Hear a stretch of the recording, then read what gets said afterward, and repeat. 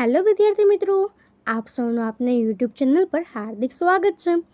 તો આજે હું તમારા માટે લઈને આવી ગઈ છું ધોરણ 9 ગણિત પોથી પ્રકરણ 1 સંખ્યા પદ્ધતિનું સંપૂર્ણ સોલ્યુશન.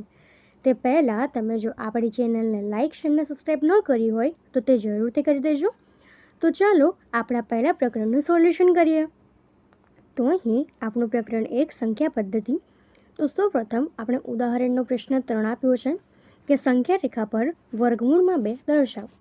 તો આપણે જાણીએ છીએ કે પાયથાગોરસના પ્રમેય મુજબ OBનો વર્ગ બરાબર ABનો વર્ગ વત્તા OAનો વર્ગ એટલે કર્ણનો વર્ગ બરાબર કાટખૂણો બનાવતી બે બાજુઓનો વર્ગનો સરવાળો. તો માટે આપણે જો AB 1 લઈએ અને OA 1 લઈએ એટલે 1નો વર્ગ વત્તા 1નો વર્ગ એટલે 1 વત્તા 1, તો OBનો વર્ગ બરાબર 2. તો માટે OB બરાબર વર્ગમૂળમાં 2. તો હવે જો આપણે સંખ્યા રેખા પર દર્શાવીએ તો સૌપ્રથમ સંખ્યા રેખા પર આપણે 0ની જમણી બાજુએ 1 2 3 4 થી 5 એવી રીતના અનંત સુધી સંખ્યા લઈ શકીએ અને 0ની ડાબી બાજુએ -1 -2 -3 એવી સંખ્યાઓ લઈશું. તો હવે 0થી 1 એકમ દૂર આપણે એક સંખ્યા લઈશું 1 અને ત્યાં આપણે નામ આપીશું A, અને 1થી આપણે y અક્ષ પર એક એકમનું અંતર લઈશું જેને આપીશું નામ B, અને O થી Bને આપણે જોઈન્ટ કરીશું તો એ આપણો વર્ગમૂળમાં 2 મળશે. તો હવે O પર આપણું વર્તુળનું કેન્દ્ર રાખીને B જેટલી ત્રિજ્યા લઈને એક ચાપ મારીશું જે સંખ્યા રેખા પર જે છે તેને આપણે P નામ આપીશું જે સંખ્યા રેખા પર વર્ગમૂળમાં 2 દર્શાવશે. તો આપણે આ રીતે સંખ્યા રેખા પર વર્ગમૂળમાં 2 દર્શાવી શકીએ. એના પછીનું ઉદાહરણ 4 છે કે સંખ્યા રેખા પર વર્ગમૂળમાં 3 દર્શાવો. તો સૌપ્રથમ જો આપણે તેની ગણતરી કરીએ તો તે થશે કે 1નો વર્ગ વત્તા વર્ગમૂળમાં 2નો વર્ગ એટલે વર્ગમૂળમાં 3 એટલે 1 વત્તા 2 એટલે 3 એટલે OA બરાબર વર્ગમૂળમાં 3. તો સૌપ્રથમ આપણે વર્ગમૂળમાં 2 દર્શાવીશું. ત્યારબાદ જે આપણે O થી B લઈને ચાપ માર્યો હતો એ ચાપ પર આપણે એક y અક્ષ દોરીશું. તેના પર એક એકમ અંતર લઈને A નામ આપીશું અને O થી Aને આપણે જોઈન્ટ કરીશું અને તેની ત્રિજ્યાથી એક ચાપ રચીશું જે સંખ્યા રેખા પર જ્યાં છેદે તે આપણો વર્ગમૂળમાં 3 થશે. તો આપણે આ રીતે વર્ગમૂળમાં 3ને પણ દર્શાવી શકીએ. હવે એના પછીનું આપણું ઉદાહરણ સ્વાધ્યાય 1.2 એનો પ્રશ્ન છે કે વર્ગમૂળમાં 5ને સંખ્યા રેખા પર કેવી રીતે દર્શાવી શકાશે. તો સૌપ્રથમ આપણે પાયથાગોરસના પ્રમેયની સાબિતી આપીએ કે OBનો વર્ગ બરાબર ABનો વર્ગ વત્તા OAનો વર્ગ એટલે 1નો વર્ગ વત્તા 2નો વર્ગ, તો 1 વત્તા 4 એટલે 5 એટલે OB બરાબર વર્ગમૂળમાં 5. તો સૌપ્રથમ આપણે 0ની જમણી બાજુએ બધા ધન અને ડાબી બાજુ બધા ઋણ સંખ્યાઓ લઈશું. 0થી 2 એકમ દૂર આપણે જે લઈશું તેને આપણે A પોઈન્ટ આપીશું જે 2 હશે. ત્યાંથી y અક્ષ પર આપણે એક એકમનું ચાપ રચીશું જેને આપણે B નામ આપીશું અને O થી Bને આપણે જોઈન્ટ કરીશું જે આપણને વર્ગમૂળમાં 5 મળશે. હવે O થી B જેટલું અંતર લઈને આપણે Oને કેન્દ્ર લઈને ચાપ રચીશું જે સંખ્યા રેખા પર જ્યાં છેદે તેને આપણે P નામ આપીશું જે એ P બિંદુ છે તે આપણો વર્ગમૂળમાં 5 છે. તો આપણે આ રીતે વર્ગમૂળમાં 5ને દર્શાવી શકીએ છીએ. હવે એના પછી આપણો પ્રશ્ન 4 છે કે વર્ગમૂળમાં 5 સુધી વર્ગમૂળ કુંતલની રચના કરો. તો અહીં સૌપ્રથમ આપણે વર્ગમૂળમાં 2ની રચના કરીશું, ત્યારબાદ વર્ગમૂળમાં 3ની રચના કરીશું, એના પછી વર્ગમૂળમાં 5ની રચના કરીશું.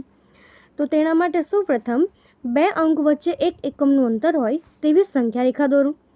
0થી 1 વચ્ચે એક એકમનું અંતર લીધા બાદ અંક 1 પરથી એક એકમ y અક્ષ પર એક ચાપ રચો. તેને B નામ આપો. કિરણ OB દોરું. ત્યારબાદ બિંદુ B પરથી કોણ માપકની મદદથી 90 ખૂણે એક એકમ અંતરે ચાપ રચો. તેને બિંદુ C નામ આપો અને રેખાખંડ OC રચો. તેવી જ રીતે C પરથી 90 ખૂણા પર એક એકમ અંતરે બિંદુ Dની રચના કરીને રેખાખંડ OD રચો. ત્યારબાદ D પરથી 90 ખૂણે એક એકમ અંતરે Eની રચના કરો અને રેખાખંડ OEની રચના કરો. આમ જે રેખાખંડ OE છે એ વર્ગમૂળમાં 5 એ કુંતલ થશે. તો આપણે આ રીતે તે કુંતલની રચના કરી શકીએ છીએ. હવે એના પછીનો આપણો પ્રશ્ન સ્વાધ્યાય 1.4નો ચોથો કે વર્ગમૂળમાં 9.3ને સંખ્યા રેખા પર દર્શાવો. તો તેના માટે સૌપ્રથમ આપણે સંખ્યા રેખા દોરીશું અને તેના પર આપણે એક્સ અક્ષ લઈશું અને ઊભો અને વાય અક્ષ લઈશું. એના પછી હવે આપણે લખીએ કે કિરણ એ એક્સ રચો. એ બી બરાબર 9.3 સેન્ટીમીટર થાય તેમ એ એક્સ પર બિંદુ બી લો. બીસી બરાબર 1 સેન્ટીમીટર થાય તેમ એ એક્સ પર સી બિંદુ લો. એસીનું મધ્ય બિંદુ ડી લો. ડીને કેન્દ્ર લઈને એડી જેટલી ત્રિજ્યા લઈને અર્ધવર્તુળ ચાપ રચો. બિંદુ બી આગળ કોણ માપક વડે 90°નો ખૂણો થાય તેમ કિરણ બી વાય રચો. કિરણ બી વાય અર્ધવર્તુળ ચાપને જ્યાં છેદે તે છેદ બિંદુને ડી નામ આપો. આમ કિરણ બી ડી ડેશ એ વર્ગમૂળમાં 9.3 સેન્ટીમીટર થશે. હવે એના પછી પ્રશ્ન છે કે વર્ગમૂળમાં 8.2ને સંખ્યા રેખા પર દર્શાવો. તો તેના માટે સૌપ્રથમ ઉપર જેવી જ રચના થશે કે આપણે એથી સી સુધીનું અંતર એવું લઈશું કે જે 8.2 થાય અને તેનું મધ્ય બિંદુ આપણે 8.2 કોઈ જે બિંદુ હશે તેને આપણે ઓ લઈશું. તો હવે એના રચનાના મુદ્દા જોઈએ તો કિરણ એ એક્સ રચો. એ બી બરાબર 8.2 સેન્ટીમીટર થાય તેમ એક્સ કિરણ પર બિંદુ બી લો. બીસી બરાબર 1 સેન્ટીમીટર થાય તેમ એક્સ પર સી બિંદુ લો અને રેખાખંડ એસીનું મધ્ય બિંદુ ઓ લો. ઓને કેન્દ્ર લંબાઈ લઈને એવું જેટલી ત્રિજ્યા લઈને અર્ધવર્તુળ ચાપ રચો.